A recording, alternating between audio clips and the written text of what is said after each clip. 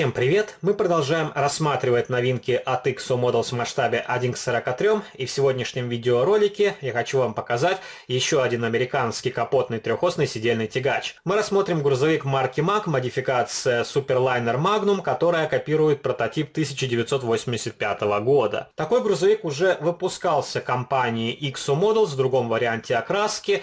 Первая машина была белого цвета с голубым орнаментом, на этот раз IXO перекрасил грузовик в темно-серый цвет и нанес красный орнамент. И также такая модель выходила в рамках журнальной серии. Там грузовик предлагался без полуприцепа, это был выпуск для постоянных подписчиков серии, бонусное издание, и грузовик был окрашен в черный цвет с красной полосой. Особых отличий между моделями я не обнаружил, отличаются регистрационные номерные знаки, естественно цвет кабины, и у журнального варианта стеклоочистители сделаны из пластика, а не из фототравления, как на модификации IXO Models. И журнальный вариант поставляется в прозрачном блистере и упакован в картонную коробку. Модель от IXO пакуется в прозрачный дисплей-кейс. Модель от IXO стоит 35 евро в Европе, возможно в некоторых местах этот грузовик можно найти чуть-чуть дешевле. Модели поставляются без полуприцепов. И конечно этим грузовикам не хватает полуприцепов, у меня в коллекции нету подходящего полуприцепа в масштабе 1 к 43 именно для американского сидельного тягача,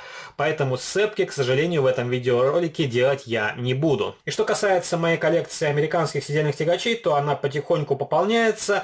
Я купил еще один американский сидельный тягач, мы его рассмотрим в другом видеообзоре, и также сделаем сравнительный видеоролик, где я вам покажу различные американские капотные сидельные тягачи, которые у меня есть на сегодняшний день в коллекции. И если говорить о грузовиках марки Mack, то модификация Superliner предлагается также и в других масштабах. Например, есть отличная модель в масштабе 1 к 50. Ее выпускает компания ICM. Это очень высокодетализированная масштабная копия. У нее открываются дверцы, капот, поворачиваются передние колеса. Но, конечно, этот грузовик очень дорогой. И его цена в Европе варьируется от 270 евро до 300 евро. И, конечно, за такую сумму модель в коллекцию покупать не очень хочется. И тем более масштаб 1 к 50 не основной в моей коллекции. Все же у меня преобладают модели в масштабе 1 к 43. Также довольно симпатичная модель была у компании DCP в масштабе 1 к 64. Там грузовик предлагался в различных вариантах окраски, и была довольно старая сборная модель из пластика, представленная компанией AMT. Масштаб был 1 к 24. Такую модель сейчас можно найти в продаже на аукционах, порой в нераспакованном виде. Правда, на нее тоже довольно высокая цена. Давайте распакуем коробочку, посмотрим на грузовик поближе. Для сравнения я вам приготовил еще два капотных сидельных тягача, которые есть в моей коллекции от производителя IXO Models. Мы посмотрим, чем отличается их уровень проработки, какие элементы добавлены на более ранние модели, какие элементы отсутствуют на более поздних модификациях и есть ли какие-то улучшения между масштабными копиями разных поколений. Здесь модель поставляется в коробочке среднего размера, она в традиционном стиле для IXO Models, черная картонка с оранжевой полоской. На нижней стороне упаковки вы можете ознакомиться с различной информацией, которая касается данного производителя. Эти модели изготовлены в Бангладеше, указан официальный сайт бренда, также есть артикул, по которому можно найти модель в интернете, и указан прототип Mack Superliner Magnum 1985 года. И эти модели изготовлены по лицензии компании Mack. Давайте распакуем коробочку. Снимем прозрачный колпак, чтобы он нам не мешал разглядывать масштабную модель. И посмотрим на сам грузовик. Я уже бегло его осматривал, видимых дефектов я не обнаружил, но некоторые детали не очень ровно установлены в свои посадочные места. Но в целом уровень сборки вполне приемлемый за эту цену. Не стоит забывать, что это относительно недорогая масштабная модель, и в этом ценовом сегменте лучше аналогов вы попросту не найдете. Тем более, если мы говорим об американских сидельных тягачах. Их вообще мало кто выпускает в масштабе 1 к 43.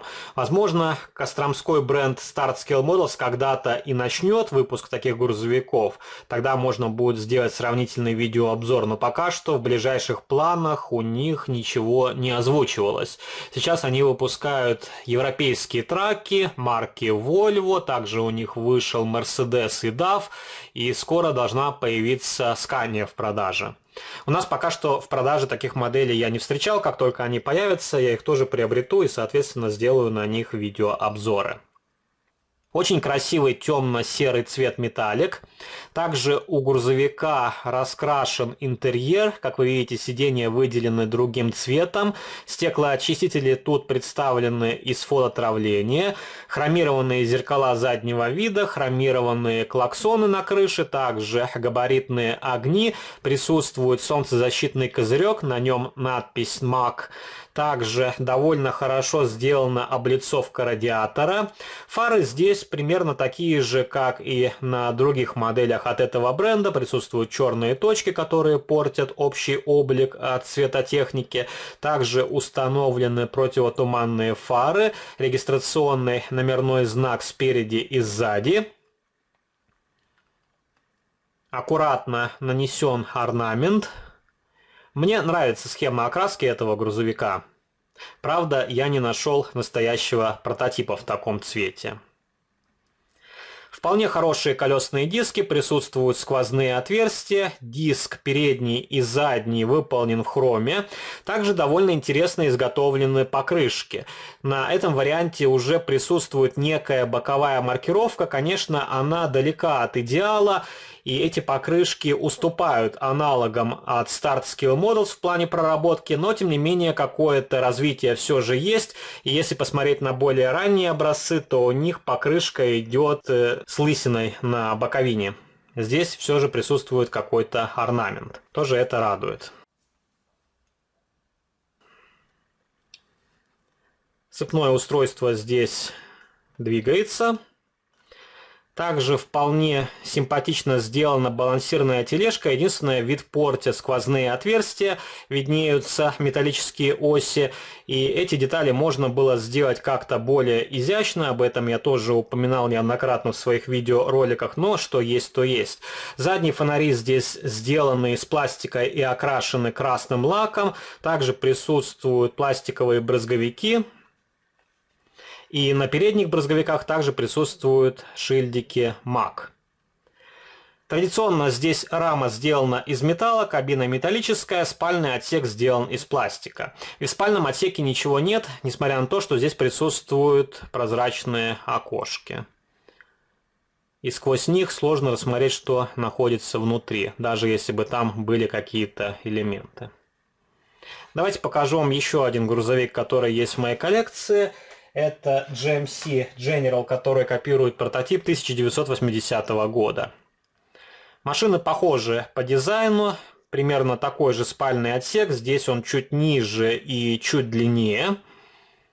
Этот грузовик окрашен в черный цвет, и это, по-моему, 4-я модель в плане окраски у XO Models. Первый грузовик был серебристого цвета, затем пошла модель в черном цвете, только с другим орнаментом.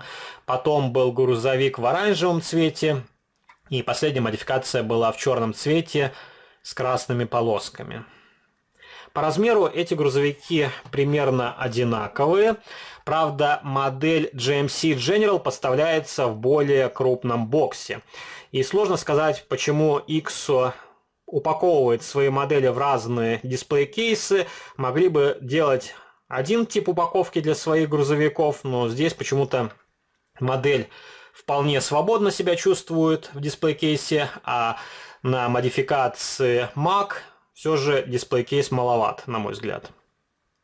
И удобнее хранить модели, когда у них одинаковые коробочки, вы можете их ставить друг на друга. А так приходится как-то варьировать упаковки, чтобы они занимали меньше места в коллекции. И покажу вам еще один сидельный тягач марки Kenworth, модификация W900, которая копирует прототип 1976 года. Тоже довольно симпатичный грузовичок. Здесь спальный отсек установлен не очень аккуратно. Это тоже бросается в глаза. Я уже его подправлял, но до конца не удалось его поставить ровно. Видимо, не очень аккуратно приклеена нижняя часть спального отсека к раме. Не стал ее отламывать. Тоже довольно хорошие колесные диски, они в хроме. Как видите, здесь более простые покрышки, отличается рисунок протектора. И у этого грузовика добавили площадку за спальным отсеком из фототравления. На машине Mack она сделана из пластика и окрашена серебристой краской. Сложно сказать, почему IXO делает так. На некоторых моделях делает более дорогостоящие элементы, на некоторых делает детали из пластика. Но я думаю, общая цена остается на примерно одном и том же уровне. И, возможно, эти грузовики разрабатывают разные команды. Давайте еще раз посмотрим на Mack Superliner Magnum. Если у вас нету в коллекции такого грузовика, то можете смело его приобрести. Вполне хороший уровень проработки, относительно невысокая цена делает это изделие вполне конкурентоспособным на фоне других масштабных копий. Не стоит забывать, что сейчас модели сильно подорожали. Если посмотреть на продукцию Start Scale Models, то она порой доходит до 10 тысяч рублей в России. У нас эти грузовики стоят еще дороже. Я думаю, новая сцепка Softtrans будет стоить порядка 150 евро. Это где-то 15 тысяч рублей. Но что поделать. И из России пока что заказать модели я не могу, поэтому придется покупать ее по завышенной цене. Пишите ваши комментарии, что вы думаете об американских сидельных тягачах от производителя IXO Models в масштабе 1 к 43. Понравился ли вам Mack Superliner Magnum, который копирует прототип 1985 года? Если вам понравился видеоролик, не забывайте поддержать его лайком. Также вступайте в мои группы в социальных сетях ВКонтакте и Фейсбуке. И можете заглянуть на мой второй канал, там тоже выкладываются видеоролики на масштабные модели из моей коллекции. А на сегодня это все. До новых встреч. Пока-пока.